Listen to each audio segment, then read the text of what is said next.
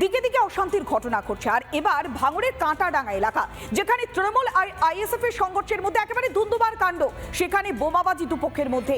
গত 21শে জানুয়ারি আইএসএফ এর সভা ছিল, সেই সভায় যোগদান করা নিয়ে তৃণমূলের সঙ্গে আইএসএফ এর সংঘর্ষ। দফায় দফায় পরিস্থিতি উত্তপ্ত হয় আর ধীরে ধীরে সংঘর্ষের আকার নেয়। এলাকায় চলে ব্যাপক বোমাবাজি। গুরুতর জখম হয়েছে দুপক্ষের একাধিক কর্মী সমর্থক। তৃণমূল নেতা রাকেশ মোল্লার বিরুদ্ধে আইএসএফ এর কর্মীদের মারধর আর বোমাবাজির অভিযোগ ওঠে। অভিযুক্ত তৃণমূল নেতাকে আটক করেছে পুলিশ। এলাকায় এখনো পর্যন্ত পড়ে রয়েছে বোমার শুটলি। ঘটনাস্থল থেকে নমুনা সংগ্রহ করেছে পুলিশ।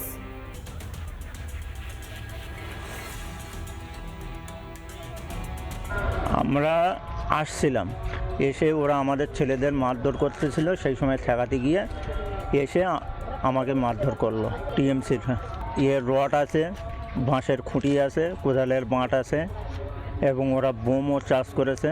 ওরা 4 থেকে 5টা বোম চাষ করেছে।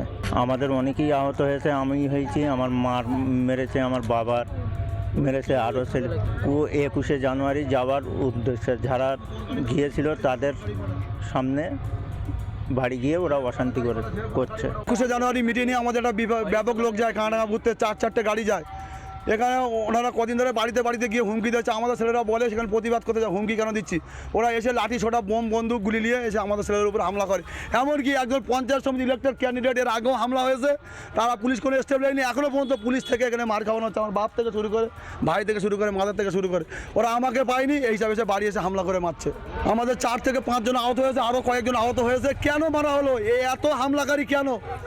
4-4টে বোমা মেরেছে, বন্দুক আছে। ওদেরকে আমি পুলিশকে কাল থেকে অভিযোগ দিয়ে যাচ্ছি, একের পর এক অভিযোগ দিচ্ছি। পুলিশ এইসব ক্রিমিনালদেরকে ছেড়ে রেখে দিয়েছে কেন? কেন এই নটোরিয়াস ক্রিমিনালের জন্য আজকে এটা হচ্ছে? এতে রয়েছে রাকেশ, হয়েছে এখানে প্রধান দেশ, সব সরকাতুল্লার গুন্ডা, সব সরকাতুল্লার গুন্ডা। এটা খবরটাই ভিত্তিহীন। এটা ওইদুল কি জিনিস সারা সমগ্র ভাঙড়ের মানুষ জানে। ওইদুলের কাজ হচ্ছে সব সময়, এবং ওনাদের যে দলের পৃষ্ঠপোষক এবং দলের প্রতিষ্ঠাতা এবং নওশাদ সিদ্দিকী, এনাদের কাজ হচ্ছে মিথ্যাচার করা এবং সবসময় মানুষকে বিভ্রান্ত করা, এই শান্ত ভাঙড়কে অশান্ত করার চেষ্টা করা। ওরা নিজেরা ওনার বাড়িতে বম্পিং করে। নানা ধরনের কন্টেন্ট দেখার জন্য লাইক করুন, শেয়ার করুন আমাদের ফেসবুক পেজ, সাবস্ক্রাইব করুন আমাদের ইউটিউব চ্যানেল। পাশাপাশি অন্যান্য ব্রেকিং নিউজের জন্য অবশ্যই চোখ রাখুন রিপাবলিক বাংলায়।